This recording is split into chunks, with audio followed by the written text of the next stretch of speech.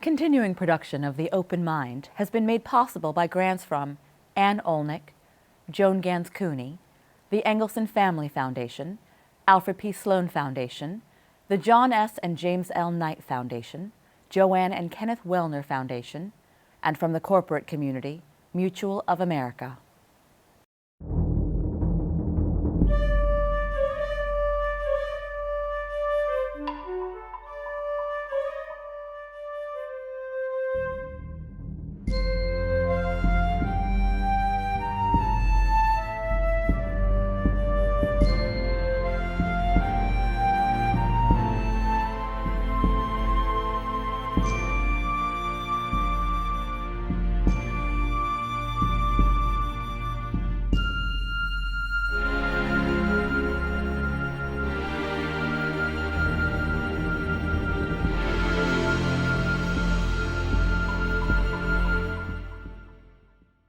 I'm Alexander Heffner, your host on The Open Mind. When I worried to you in the audience that the American experiment was possibly on a tyrannical course reminiscent of Netflix's House of Cards, one of my guests assured me the president still doesn't kill people.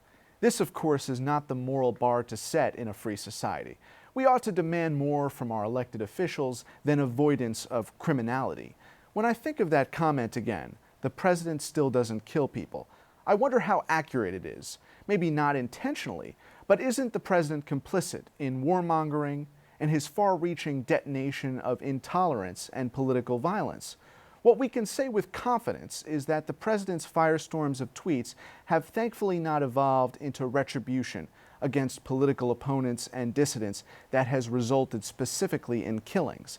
But that's not the case in Erdogan's Turkey, or most prominently in Putin's Russia, where assassinations, poisonings, and barbarism are a regular occurrence.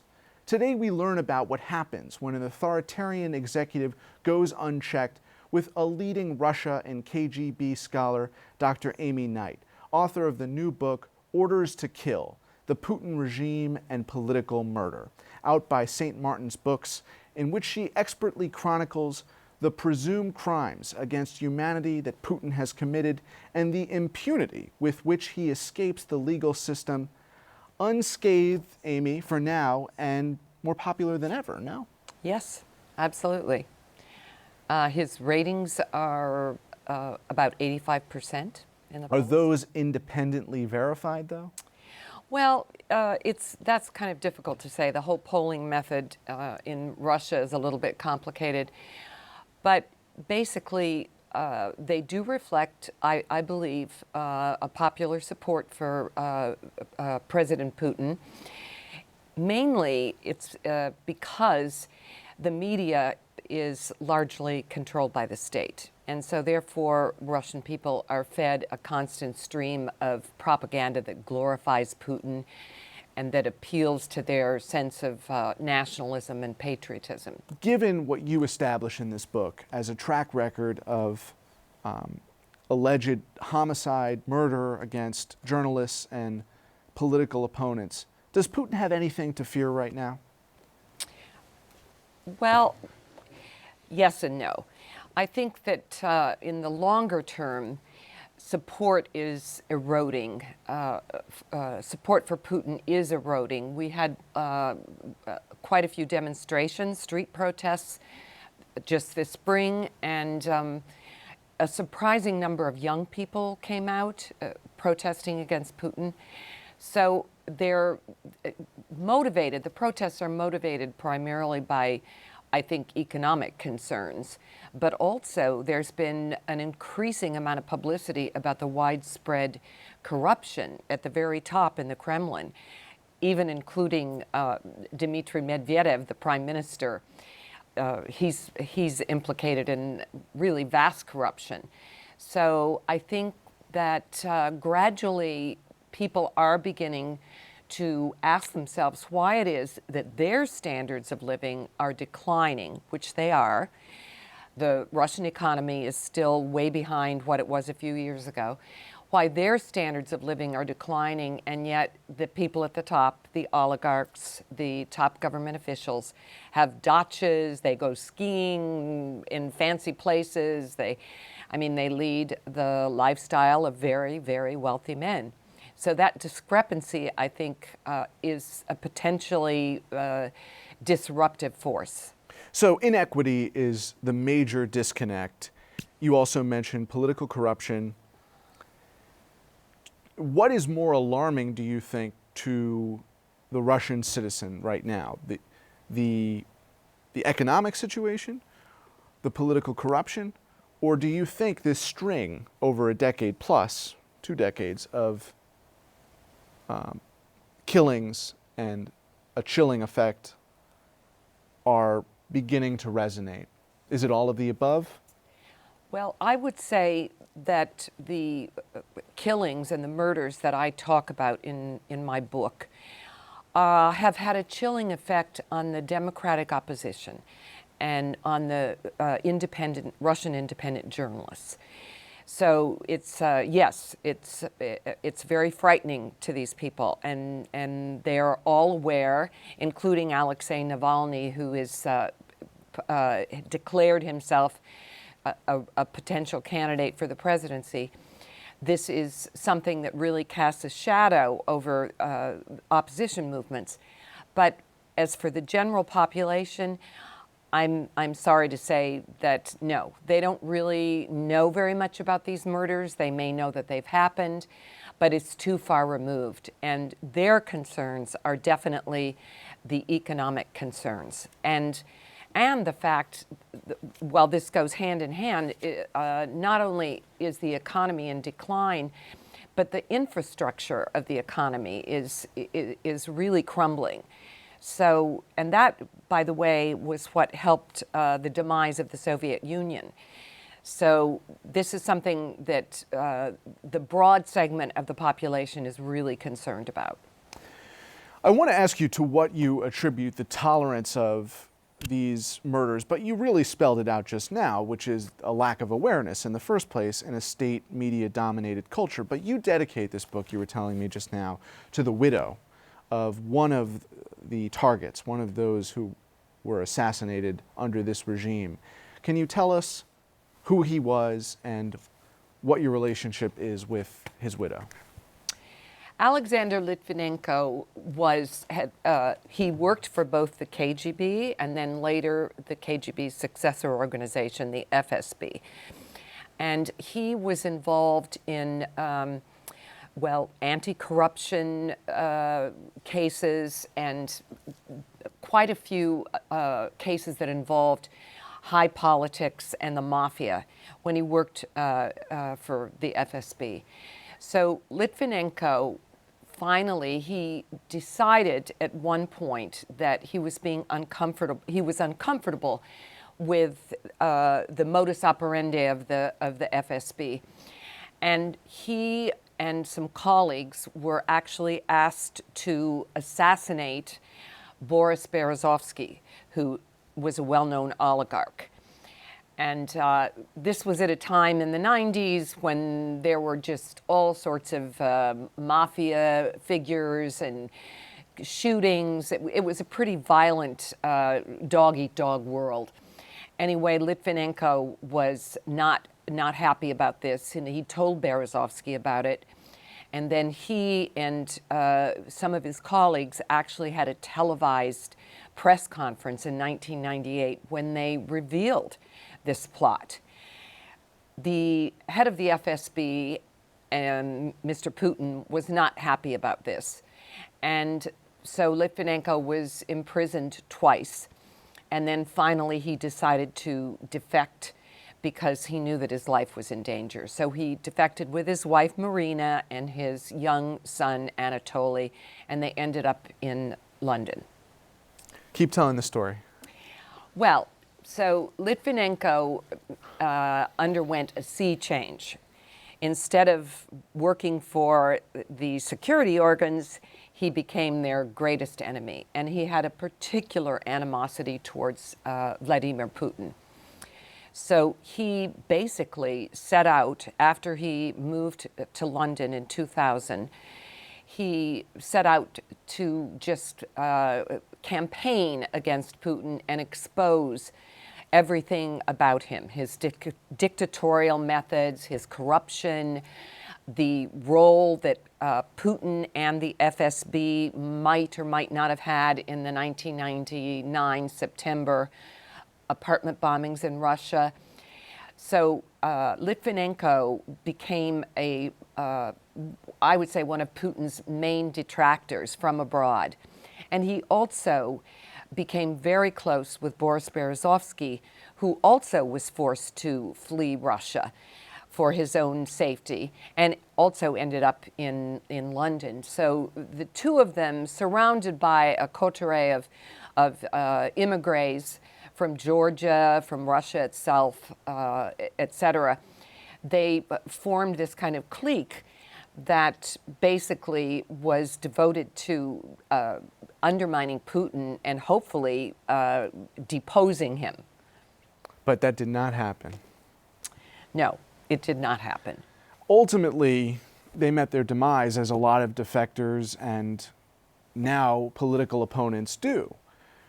What I'm wondering from your perspective, it seems as though the defectors have only had the effect of further emboldening Putin. Why have we not seen the level of prosecution or evidence to substantiate it in the court of public opinion so that there's some international body that could then intervene? Well, in the case of Litvinenko specifically, as you know, it was pretty much proven by a British High Court that conducted an inquiry into the Litvinenko murder in November 2006. It was established that the killers were two Russian men, both of whom were contracted by the FSB, and we know for a fact that they actually administered poison to Litvinenko, polonium, a very deadly poison, I might add. They went back to Russia, these two men, Lugovoy and Kovtun, and Lugovoy became a deputy to the Duma. He is very popular. Everybody in Russia knows that he and Kovtun actually murdered Litvinenko, and people have pretty much praised them for that because they considered Litvinenko a traitor. These incidents have only further emboldened Putin and not provided any formula for how to take him down.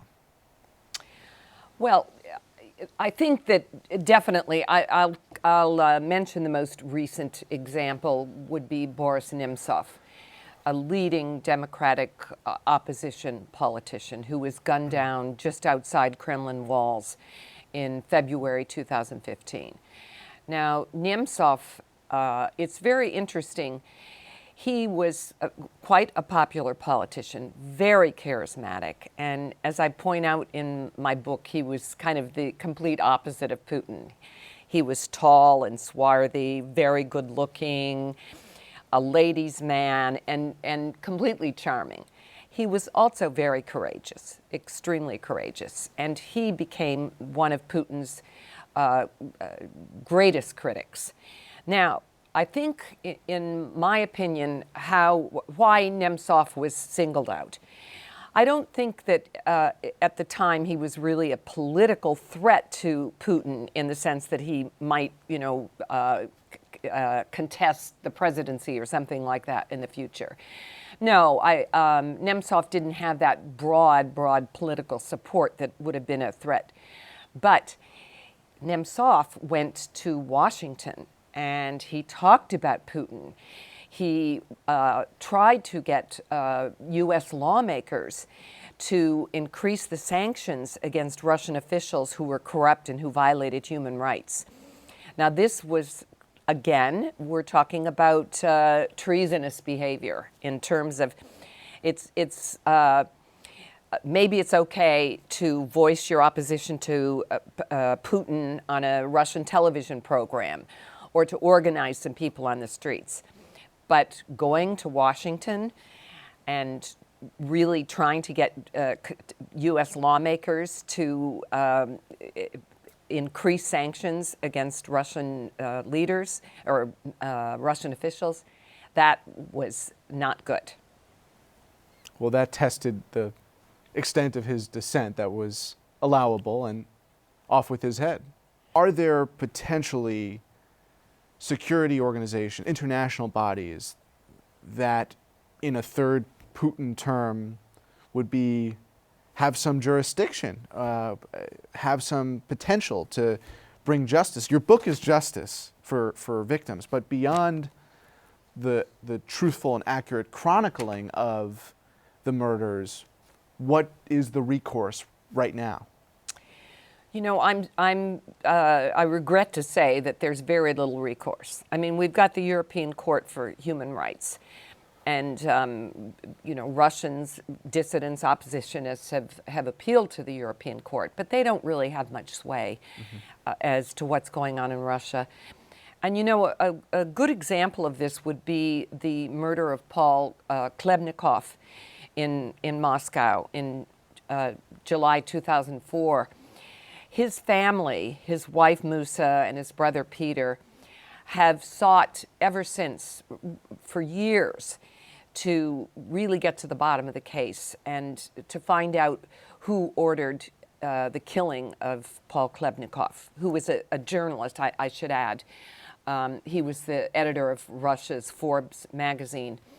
And the Russian authorities, the prosecutors and the investigators, so on and so forth, have come up with the people who actually pulled the trigger and shot Paul Klebnikov.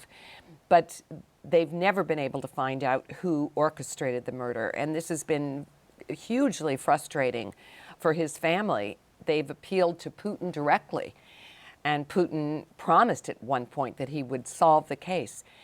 They're never solved. There's a typical pattern. They usually find the people who've actually carried out the murders, but they're never able to find the people who ordered the murders, the zakazchiki, as we say in Russia. They are proud of the way in which they're able to undertake these assignments without declaration before or after. Well, yes, and now it's interesting. I talk in my book about Ramzan Kadyrov, who is the president of Chechnya. And there are several Chechens have been implicated in murders. This is kind of the standard thing. Blame it on the Chechens. But in several cases, this is true. Kadyrov himself has been implicated, particularly in the Nemtsov murder, because he hated Boris Nemtsov. Nemtsov was very critical of Kadyrov, who, by the way, is a dictator in his own republic, Chechnya, a ruthless, ruthless man. And so, interestingly enough, he actually has been implicated, but never to the point of being tried. And there's a complicated relationship between Putin and Kadyrov, because Putin and his fellow Kremlin leaders rely on Kadyrov to maintain stability in Chechnya, which was for a long time really a hotbed of radicalism and separatism.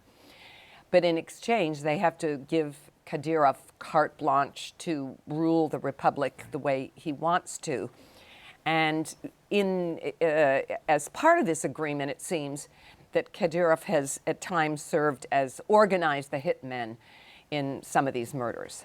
As you think of America today, not as an antagonist, at least in the executive branch of Russia, in fact, thanking Russia for ejecting American diplomats, whether it was sarcastic or not, we don't know President Trump's true relationship, and we don't know his true financial relationship with Russia. But how do you think, first of all, what do you think will ultimately be revealed with respect to Trump's connection to Russia? This is very difficult to say, but I think that probably we're going to find out that these connections ran pretty deep. I don't know that we're going to trace it directly to Trump or Trump's children, but I think just judging from such cases as that of Paul Manafort, his former campaign manager, and some of the other people, well, Michael Flynn, they at best were very injudicious and very uncautious in their dealings with Russia. They didn't seem to know who these people were that they were meeting in at various times in 2016. So I do think more is going to come out, and I think that eventually, whether it leads to actual collusion that Trump himself knew about, I think it's going to continue to raise questions about the judgment of him and the people that surround him regarding Russia. And what about this idea that he is, as Hillary Clinton said, a puppet, that he has financial stake in Russia, that his business and now his presidency is dependent upon, in some ways, normalizing relations with Russia and in some ways tolerating the political murders? I'm not sure. I wouldn't want to venture speculation on the extent of which Trump has some sort of financial concerns that would lead him to be so favorable to President Putin. But as has been pointed out, he could not have responded to the ejection of American diplomats in any way that was more prostituting himself to Putin. Oh, yes, I totally agree with that. I think it's just absolutely disgraceful how he has pandered, how President Trump has pandered to Vladimir. And you wonder why, right? Why do you think? Well, I don't know if you, there was this report by Christopher Steele, this right. MI6, former MI6 right. Agent, and he basically did, in this dossier that he wrote, he did tie together a lot of Trump people with the Russians and efforts to influence the campaign. And it didn't have the substantiation, so it was discredited. It was the discredited, American media, but not completely. And I think we're still waiting to see if some of those, if some of the things that Steele said in this very, very damning dossier, if even half of it is true, then this could harm President Trump. Now, that's one possibility, that he's worried that the Russians might in some way blackmail him. But I think the other thing is that he and President Putin have kind of a natural affinity towards each other. It's very strange. President Trump has said more than once that he admires Putin because he's a strong leader who puts his country first. And Trump doesn't seem to look beyond that. He basically, I think, genuinely respects Vladimir Putin to the point where he's willing to overlook the fact that Putin commits murders of his own people. How do you think the discovery of Trump's collusion would further or not further Putin's goals? I do not think that Vladimir Putin is anxious to have any collusion between Russians and Trump officials. I think that would go counter to anything that Putin and his colleagues in the Kremlin would wish. Has he responded to that accusation in the same way he does to the political murders? You saw him interviewed at a hockey rink, and he's toying with the reporters about the collusion. Is that the way he also responds to the insinuation that he is involved in any of these assassinations? Well, Vladimir Putin hasn't really been confronted by members of his own media and others about these assassinations.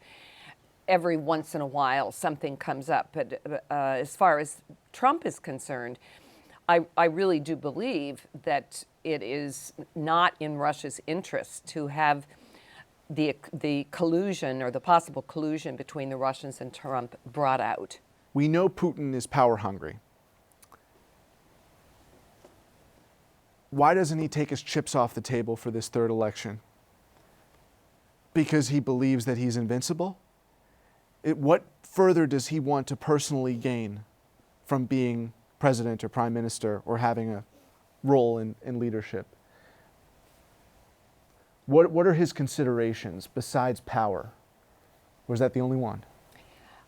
I think that there are two considerations. One is that, yes, Vladimir Putin is addicted to power, and in a very serious way, and he has his own self-image. It's very much like Stalin never wanting to give up the reins of power in the Kremlin. But also, if Vladimir Putin stepped down and there was a reshuffle at the top, then Putin would no longer be in the situation where he could control all of the information about the extensive corruption, including his own. So he would be making himself vulnerable because he can never trust the next leadership in the Kremlin to make sure that his corrupt activities will not, and murders, will not be revealed. Well, as we face our own frightening realities here in the U.S., I think that you enhance our perspective and give us so much depth on Putin. Thank you, Amy. Thank you. And thanks to you in the audience. I hope you join us again next time for a thoughtful excursion into the world of ideas. Until then, keep an open mind. Please visit the Open Mind website at 13.org/openmind to view this program online or to access over 1,500 other interviews. And do check us out on Twitter and Facebook at Open Mind TV for updates on future programming.